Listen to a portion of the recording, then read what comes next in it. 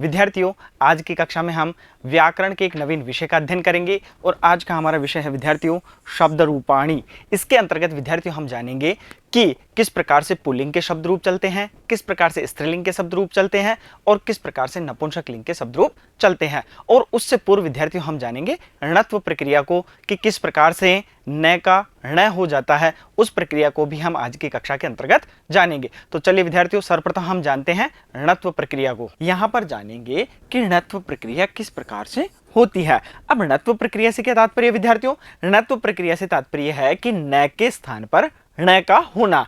अब विद्यार्थियों वह किस प्रकार से होता है, देखिए, एक ही पद में स्थित र या श के बाद वाले न के स्थान पर ण आदेश हो जाता है।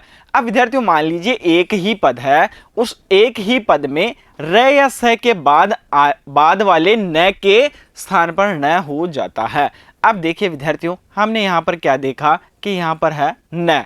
अब यहाँ पर बताया गया है कि यदि अगर यह न उससे पहले यदि अगर र और श हो तो उस न का हम क्या कर देंगे, ण कर देंगे। देखिए कीर है, कीर के बाद क्या है, न है, तो अब हम इस न का क्या करेंगे, ण करेंगे। यह प्रक्रिया कहलाती है विद्यार्थियों णत्व प्रक्रिया और इसको हम समझने का प्रयास करेंगे। अब यहाँ पर विद्यार्थियों सामान्य तौर पर हमने समझा कि यदि अगर पद में स्थित एक ही पद होना चाहिए, अलग अलग पद नहीं होने चाहिए, एक ही पद के अंदर यदि अगर र या स के बाद न हो तो उस न का क्या हो जाएगा, ण हो जाएगा। देखिए कीर धन न क्या होगा, कीर्ण। तीर धन न क्या होगा, तीर्ण है, क्योंकि र के बाद न है तो न का क्या हो जाएगा, ण हो जाएगा। उसी प्रकार से कृष, अब स के उदाहरण की ओर अग्रसर होते हैं, श के बाद में क्या है, न है, तो न का क्या हो जाएगा, ण, क्या होगा, कृष्ण। उसी प्रकार से विष धन नुह, तो क्या है विद्यार्थियों, श के बाद में न है तो इस न का क्या हो जाएगा, ण, और पद क्या बनेगा, विष्णु। यह सामान्य प्रक्रिया का हमने अध्ययन किया है। सामान्य तौर पर हमने क्या जाना है विद्यार्थियों, यहाँ पर हमने जाना कि र और श के उपरांत यदि अगर एक ही पद में न हो तो उस न को हम क्या कर देंगे, ण कर देंगे। अब है आगे विद्यार्थियों कि री वर्ण के बाद स्थित न के स्थान पर ण आदेश हो जाता है। यदि अगर कहीं पर री है और री के बाद में न है तो हम क्या करेंगे, वहां पर उस न का ण कर देंगे।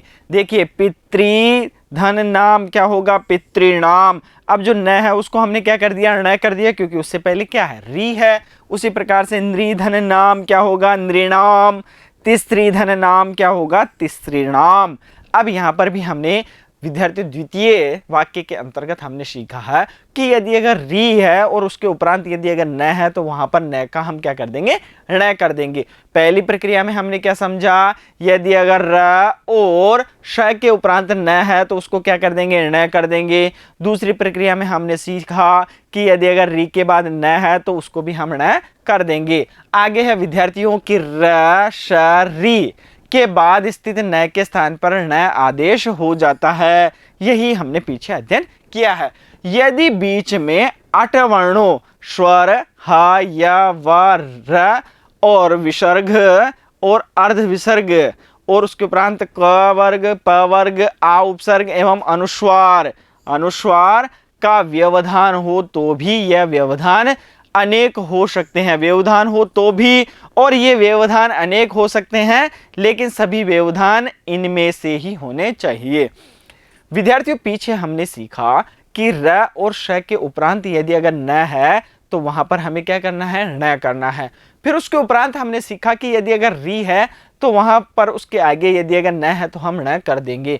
लेकिन मान लो विद्यार्थियों उन प्रक्रियाओं के यदि अगर बीच में दूसरे वर्ण हो तब क्या किया जा सकता है।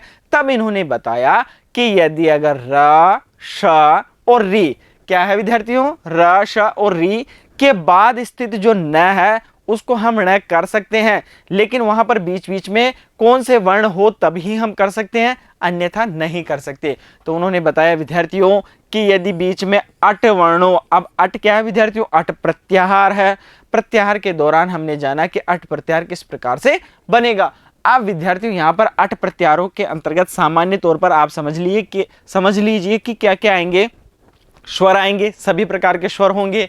ह, य, व, र होगा, विसर्ग होगा और अर्ध विसर्ग होगा, और उसके उपरांत क वर्ग, प वर्ग होगा, आ उपसर्ग होगा एवं अनुस्वार का व्यवधान हो तो भी ये व्यवधान अनेक हो सकते हैं। व्यवधान हो तो भी विद्यार्थियों क्या हो जाएगा, वहां पर न का न हो जाएगा। लेकिन इन्होंने कहा कि व्यवधान से तात्पर्य यह है कि इनके अंदर जो वर्ण बताए गए हैं ये चाहे कितनी ही बार आए तो भी न का न हो जाएगा। अब ये व्यवधान कितनी, ये व्यवधान अनेक हो सकते हैं लेकिन सभी व्यवधान इनमें से ही होने चाहिए, अर्थात ये 8 वर्णों में से ही व्यवधान होने चाहिए। देखिए उदाहरण से समझते हैं विद्यार्थियों। राम धन आयनम। अब हमने क्या सीखा विद्यार्थियों कि र श और री हो तो हमें क्या करना है, न करना है। अब विद्यार्थियों यहाँ पर कहा कि अगर बीच में कोई वर्ण आ जाए तब हमें क्या करना है, तो उन्होंने बताया कि तब तो जो 8 वर्ण है यदि अगर वह है तो आप कर सकते हैं। देखिए अब इसको समझने के लिए हम क्या करेंगे विद्यार्थियों, हम इनको वर्ण विच्छेद कर लेंगे और अलग अलग करेंगे। देखिए र आ म और उसके उपरांत क्या है आ, और यहाँ पर क्या है य, और आगे क्या है विद्यार्थियों अ, फिर न अ और म। अब यहाँ पर विद्यार्थियों जो न है उसे हमें क्या करना है, उसे हमें ण करना है। अब यहाँ पर विद्यार्थियों हमारे पास में क्या है कि र है। अब र के उपरांत क्या है विद्यार्थियों आ है, म है, आ है, य है, अ है। अब ये सारी चीजें इसके अंतर्गत यदि अगर है तो हम जो ये न है उसको न कर सकते हैं। देखिए क्या हमारे पास में आ के लिए इन्होंने बता रखा है, म हो तो भी चल जाएगा, और उसके उपरांत क्योंकि विद्यार्थियों प वर्ग के अंतर्गत म आता है, उसी उपरांत यह अ है स्वर के अंतर्गत है, यह के लिए इन्होंने कहा कि हाँ यह, और अ स्वर के अंतर्गत आता है। तो विद्यार्थियों ये सारे व्यवधान होने पर भी वहां पर हमने क्या किया है, न को न किया है। एक और उदाहरण के माध्यम से समझते हैं विद्यार्थियों। और हमारे पास में यहाँ पर पद क्या बना था, रामायणम। आगे का हमारा पद है विद्यार्थियों उत्तर धन आयनम। अब क्या है विद्यार्थियों उत्तरायणम यह बनेगा, लेकिन किस प्रकार से, देखिए उ त अ र आ य अ ण अ और म। हम हमारे पास में क्या क्या चाहिए विद्यार्थियों, र श और री। तो र श री के अंतर्गत हमारे पास में क्या है, र है। र के उपरांत क्या है, आ है, यह अ है। तो यह व्यवधान हो सकता है, अगर यह व्यवधान है तो भी हम न को न कर सकते हैं। तो विद्यार्थियों यहाँ पर जो न था उसको न को हमने क्या किया है, ण किया है, और हमारे पास में पद क्या आया है, उत्तरायणम। अब विद्यार्थियों हम आगे की ओर बढ़ते हैं। देखिए पूर्वधन अहन क्या होगा, पूर्वाहन। अपरधन अहन क्या होगा, अपराहन। अक्षधन उहिनी, अक्षोहिणी। इस प्रकार से विद्यार्थियों यदि अगर हम वर्ण विच्छेद करते हैं और वर्ण विच्छेद के दौरान यदि अगर हमारे सम्मुख 8 वर्ण, 8 वर्णों में क्या क्या है, स्वर है, ह य व र है, विसर्ग अर्ध विसर्ग या क वर्ग हो या प वर्ग हो या आ उपसर्ग हो या अनुस्वार हो तो भी हम क्या कर सकते हैं विद्यार्थियों, उस न को न कर सकते हैं। अब विद्यार्थियों आगे आता है कि इनके अलावा बीच में कोई अन्य वर्ग हो तो णत्व नहीं होंगे। अब देखिए विद्यार्थियों दक्षिण धन अयनम अलग अलग करेंगे, द अ क श। हमें इस से तात्पर्य है ई और न, आ य अ न अ म। अब विद्यार्थियों हम यह देखते हैं कि यहाँ पर जो न है वह न का न नहीं हुआ है। क्यों नहीं हुआ है विद्यार्थियों, यहाँ पर उन वर्णों के अलावा व्यवधान उत्पन्न है, इस कारण से जो न है उसका न नहीं हुआ है, तो णत्व कार्य नहीं होगा। और हमारे पास में पद क्या बनेगा विद्यार्थियों, दक्षिणायनम। इस प्रकार से यह पद बनेगा। आगे की ओर बढ़ते हैं विद्यार्थियों। देखिए आगे है पदांतस्य। तात्पर्य क्या है पदांतस्य, तो पद ये शब्द रूप या धातु रूप के अंत में स्थित हलंत न को णत्व कार्य नहीं होगा, चाहे सभी परिस्थितियां उपलब्ध हो, चाहे सभी परिस्थितियां उपलब्ध हो।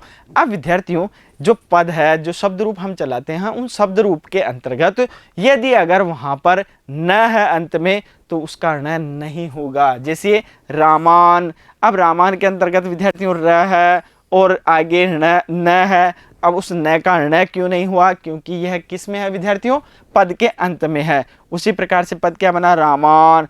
अकुर्वन, अकुर्वन के अंतर्गत भी क्या है विद्यार्थियों, न है, उस न का न नहीं हुआ है, क्योंकि क्या है, यह पद के अंत में है। लेकिन विद्यार्थियों यह बता रहे हैं कि चाहे कैसी भी परिस्थिति हो, तो विद्यार्थियों हम देखते हैं कि क उ र या र के उपरांत क्या है विद्यार्थियों, न है, तो व और अ।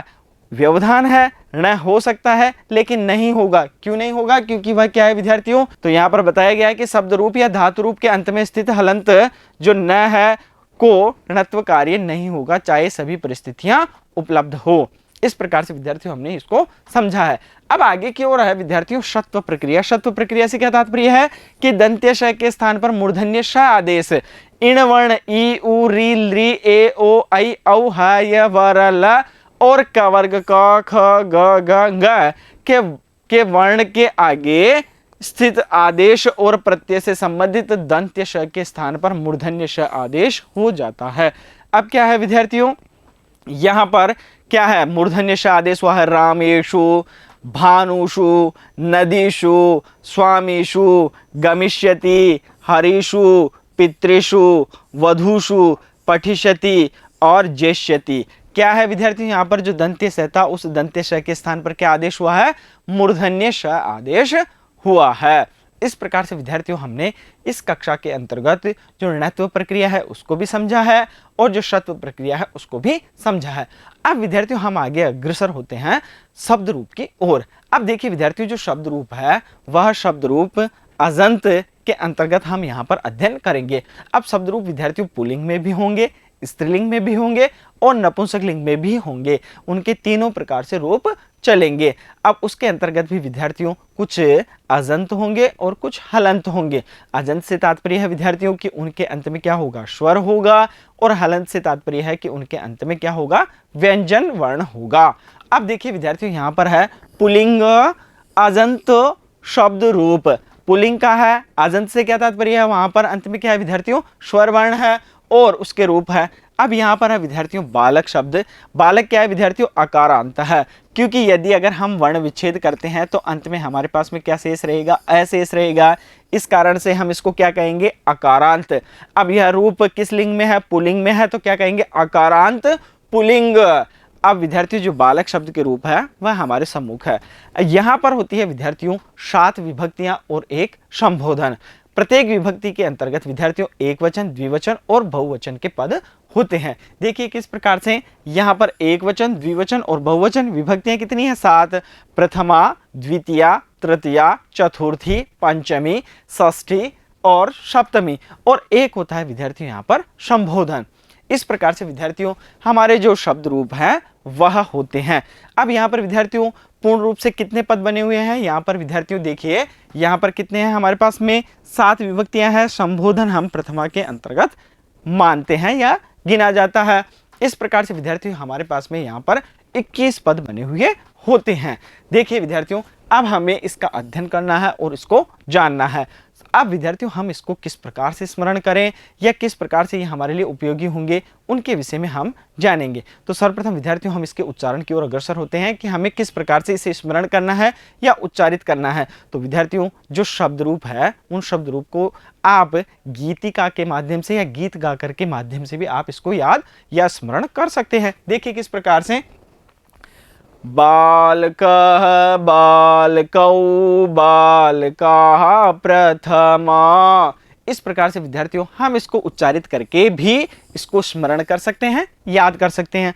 आप भी मेरे साथ साथ इसका उच्चारण करें और इसे समझने का प्रयास करें। देखिए बालकः बालकौ बालकाः प्रथमा, बालकं बालकौ बालकान् द्वितीया, बालकेन बालकाभ्यां बालकैः तृतीया, बालकाय बालकाभ्यां बालकेभ्यः चतुर्थी, बालकात् बालकाभ्यां बालकेभ्यः पंचमी, बालकस्य बालकयोः बालकानां षष्ठी, बालके बालकयो बालकेषु सप्तमी, हे बालक हे बालकौ हे बालकाः संबोधन।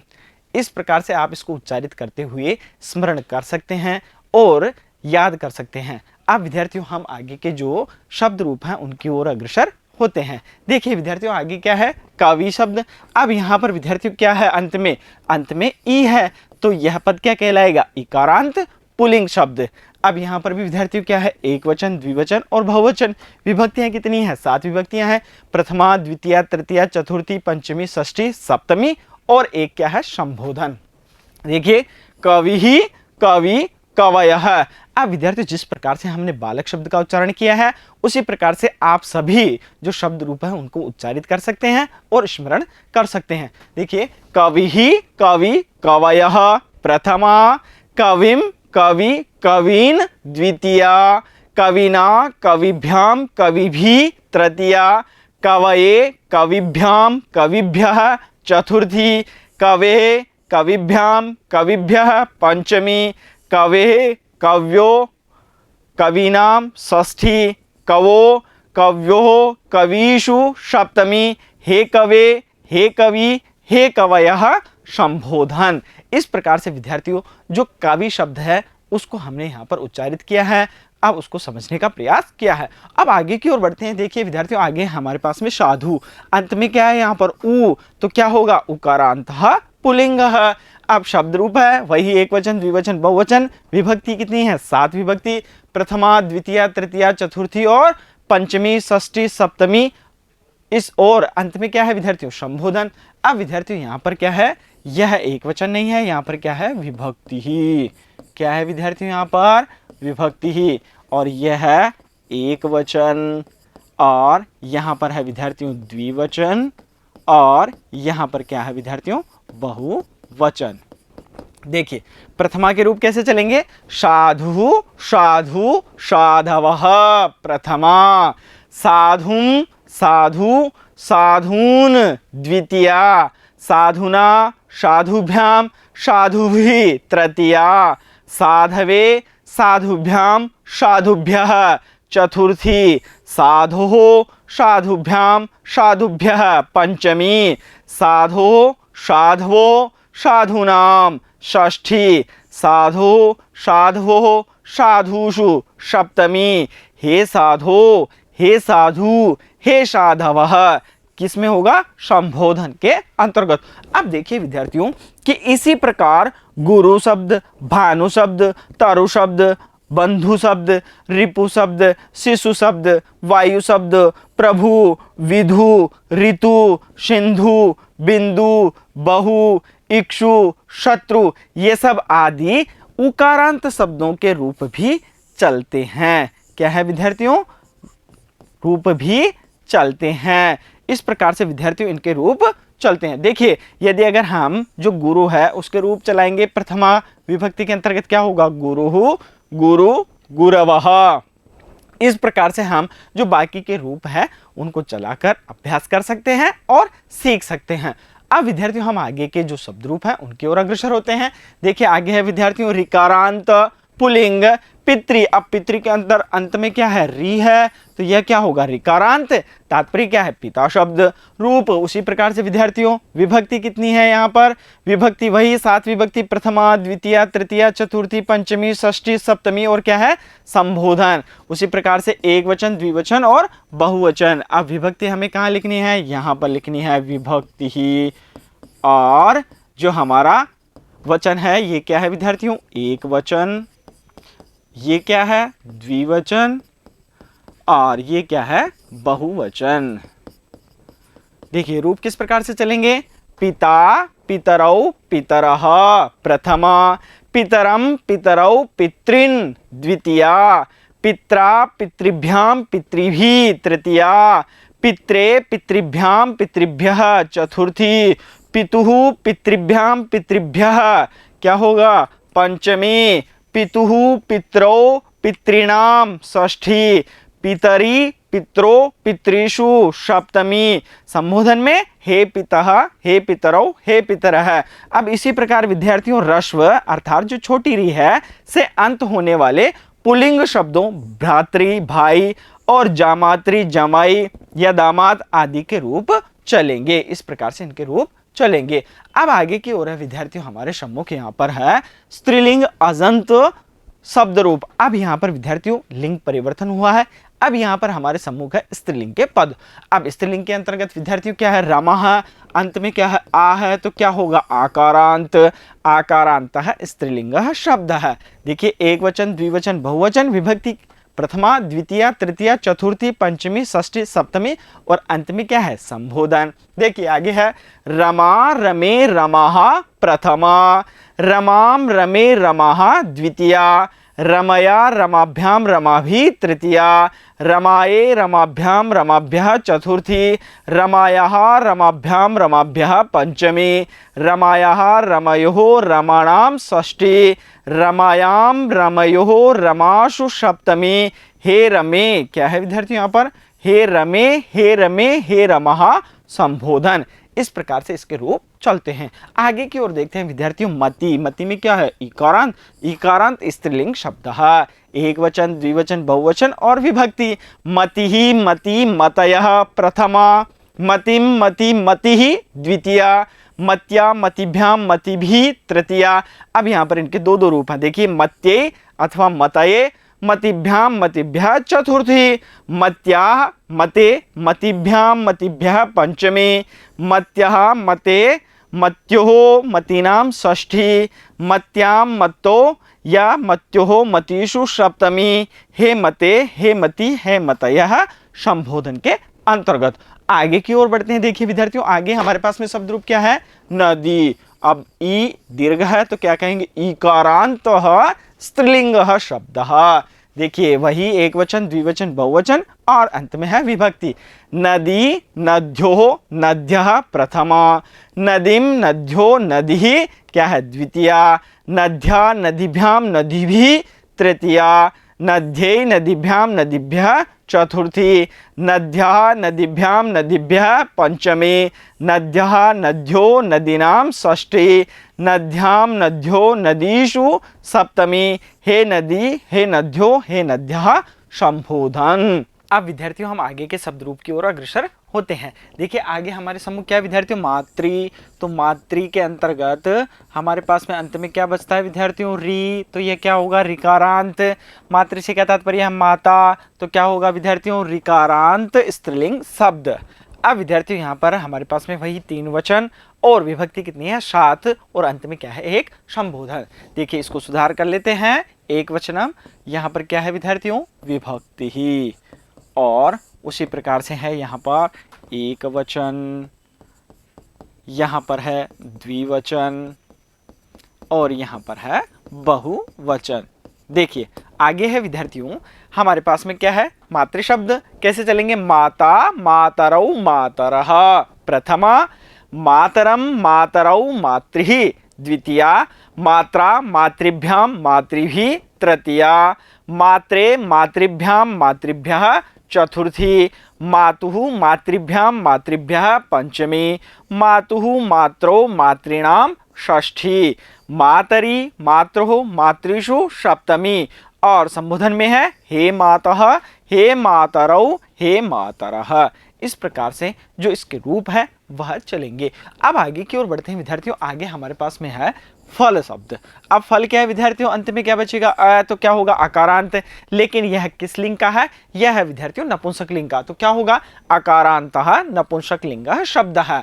अब उसी प्रकार से विद्यार्थियों यहाँ पर एक वचनम, द्विवचनम, बहुवचनम और अंत में क्या है, विभक्ति ही। रूप किस प्रकार से चलेंगे, देखिए विद्यार्थियों, फलम, फले, फलानि प्रथमा, फलम, फले, फलानि द्वितीया, फलेन, फलाभ्याम, फलै तृतीया, फलाय, फलाभ्याम, फलेभ्यः चतुर्थी, फलात्, फलाभ्याम, फलेभ्यः पंचमी, फलस्य, फलयोः, फलानां षष्ठी, फले, फलयोः, फलेषु सप्तमी। हे फल, हे फले, हे फलानि।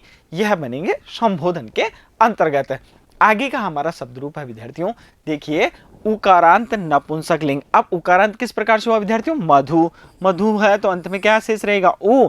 तो क्या होगा, उकारांत। अब विद्यार्थी इसका लिंग कौन सा है, इसका लिंग है नपुंसक लिंग, जिसका तात्पर्य क्या है, शहद। अब वही स्थिति है विद्यार्थियों, यहाँ पर हम क्या लिख लेंगे, इसको लिख लेंगे हम विभक्ति ही। क्या है यहाँ पर, विभक्ति ही। और यहाँ पर क्या है विद्यार्थियों, एक वचन, यहाँ पर है द्विवचन और यहाँ पर है बहुवचन।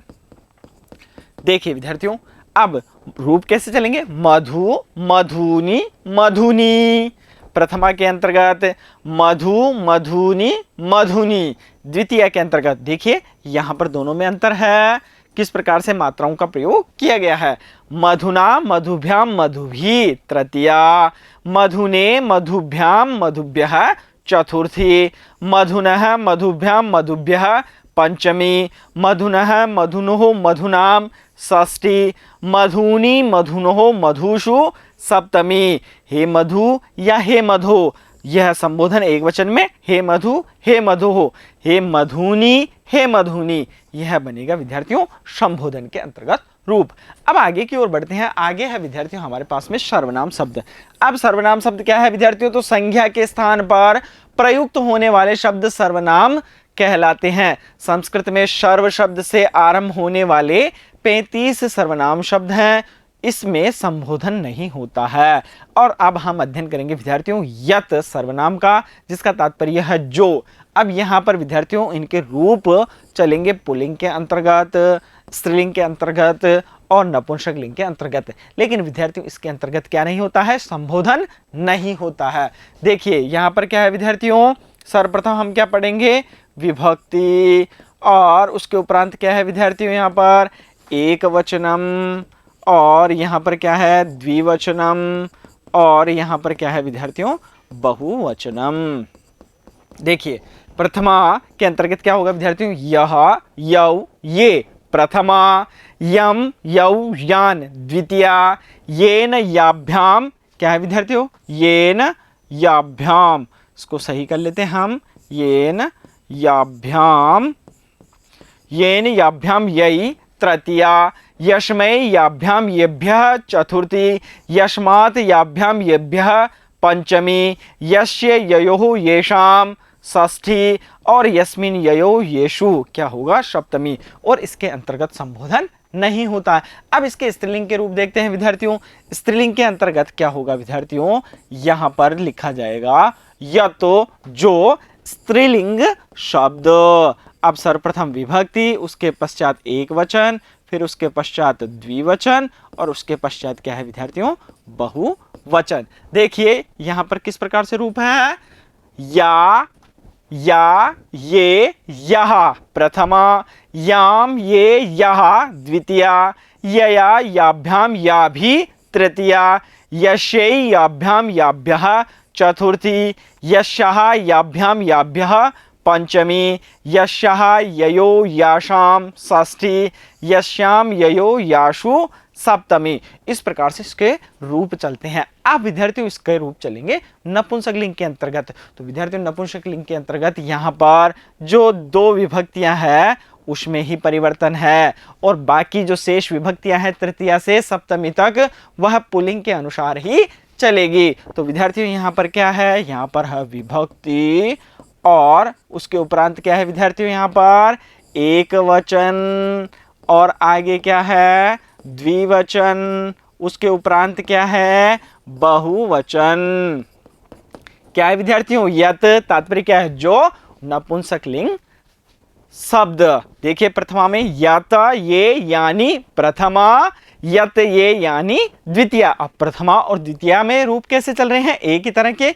यत, ये, यानी, यत, ये, यानी। और तृतीया से सप्तमी तक किसके चलेंगे? पुल्लिंग की तरह है। येन याभ्याम यई, क्या है विद्यार्थियों? येन याभ्याम, येन याभ्याम यई तृतीया। यस्मै याभ्याम येभ्यः चतुर्थी। यस्मात् याभ्याम येभ्यः पंचमी। यस्य ययोः येषाम षष्ठी। यस्मिन् ययोः येषु सप्तमी। इस प्रकार से इसके रूप चलेंगे। इसी प्रकार से विद्यार्थियों तद शब्द के रूप भी इसी प्रकार से चलेंगे, और जो सर्वनाम शब्द हैं उनके अधिकतर रूप इसी प्रकार से चलते हैं। जैसे सर्व शब्द है उसके रूप भी इसी प्रकार से चलते हैं। अब आगे की ओर बढ़ते हैं विद्यार्थियों। आगे हमारे पास में अस्मद शब्द, और अस्मद शब्द से क्या तात्पर्य है? में शब्द तीनों लिंगों में समान है। अब इसके जो रूप है वह तीनों लिंगों में समान होते हैं। अब विद्यार्थी जो अस्मद शब्द के रूप हैं वह हमें वाक्य प्रयोग के दौरान कहाँ प्रयुक्त करते हैं? हम प्रयुक्त करते हैं उत्तम पुरुष के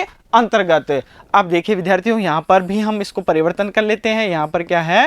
विभक्ति, और यहाँ पर क्या है विद्यार्थियों, एक वचन, यहाँ पर क्या है द्विवचन, और यहाँ पर क्या है विद्यार्थियों, बहुवचन।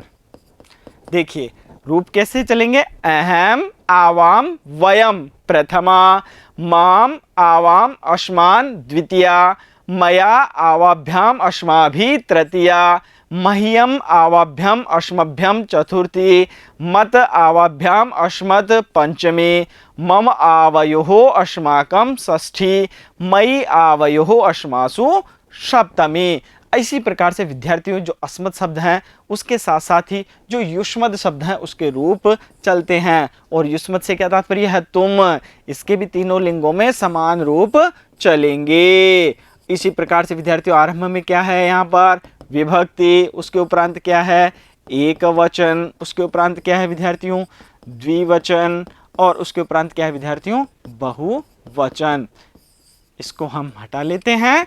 यहाँ पर क्या है, सर्वप्रथम विभक्ति, फिर एक वचन, द्विवचन और बहुवचन। देखिए त्वम युवाम यूयम प्रथमा, त्वाम युवाम युष्मान् द्वितीया, त्वया युवाभ्याम युष्माभि तृतीया, तुभ्यम युवाभ्याम युष्मभ्यम चतुर्थी, त्वत् युवाभ्याम युष्मत् पंचमी, तव युवयोः युष्माकं षष्ठी, त्वयि युवयोः युष्मासु सप्तमी। इस प्रकार से विद्यार्थियों इसके रूप चलते हैं। अब विद्यार्थियों अस्मत् शब्द के बारे में हमने जाना कि उसका जो प्रथमा विभक्ति है वह किस पुरुष में प्रयुक्त होता है, उत्तम पुरुष में। उसी प्रकार से विद्यार्थियों जो युष्मत् शब्द है उसकी प्रथमा विभक्ति हमारे जो मध्यम पुरुष है उसके कर्ता के रूप में प्रयुक्त होती है। देखिए त्वम युवाम यूयम, इस प्रकार से जो इनके पद हैं वहां पर प्रयुक्त वाक्य प्रयोग के दौरान किए जाते हैं। अब आगे की ओर बढ़ते हैं। आगे क्या है विद्यार्थियों हमारे सम्मुख, राजन। राजन से क्या तात्पर्य है, राजा। शब्द पुल्लिंग का है विद्यार्थियों, लेकिन अब यहाँ पर क्या है विद्यार्थियों, अंत में न है, तो न किस में आएगा, हल वर्णों में, अर्थात व्यंजन वर्णों में। तो इसे हम क्या लिखेंगे, हलंत। तो राजन राजा शब्द पुल्लिंग, हलंत नकारांत। हलंत क्या है विद्यार्थियों, नकारांत। अब उसी प्रकार से विद्यार्थियों यहाँ पर सर्वप्रथम क्या लिखा हुआ है, सर्वप्रथम है विभक्ति ही, और आगे क्या है विद्यार्थियों एक वचनम, द्विवचनम, और अंत में क्या है विद्यार्थियों बहुवचनम। देखिए राजा राजानौ राजानः प्रथमा, राजानं राजानौ राज्ञः द्वितीया, राज्ञा राजभ्याम राजभिः तृतीया, राज्ञे राजभ्याम राजभ्यः चतुर्थी, राज्ञः राजभ्याम राजभ्यः पंचमी, राज्ञः राज्ञो राज्ञाम षष्ठी, राज्ञी राज्ञो राजसु सप्तमी। और यहाँ पर संबोधन में हे राजन, हे राजन, हे राजन, हे राजानौ और हे राजानः, इस प्रकार से इसके पद बनेंगे। चलिए विद्यार्थियों अब हम आगे की ओर अग्रसर होते हैं। अब आगे है विद्यार्थियों हमारे सम्मुख आत्मन शब्द। अब ये भी क्या है विद्यार्थियों नकारांत है, और यहाँ पर क्या है विद्यार्थियों आत्मा, यह शब्द किसके अंतर्गत है, पुल्लिंग के अंतर्गत। अब यहाँ पर क्या है विद्यार्थियों सर्वप्रथम क्या लिखा हुआ है, विभक्ति, और उसके उपरांत क्या है एक वचन, और यहाँ पर क्या है द्विवचन, और यहाँ पर क्या है बहुवचन। अब आगे देखिए विद्यार्थियों प्रथमा के अंतर्गत किस प्रकार से बनता है, आत्मा आत्मानौ आत्मानः, आत्मानम आत्मानौ आत्मनः।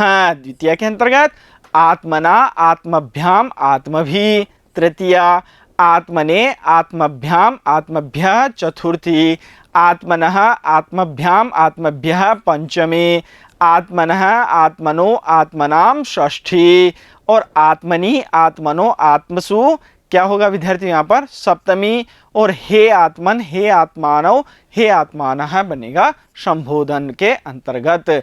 इस प्रकार से विद्यार्थियों हमने जो शब्द रूप है उनके विषय में जाना है और समझा है। अब विद्यार्थियों एक नए विषय के साथ मिलते हैं हम अगले वीडियो में, तब तक के लिए धन्यवाद।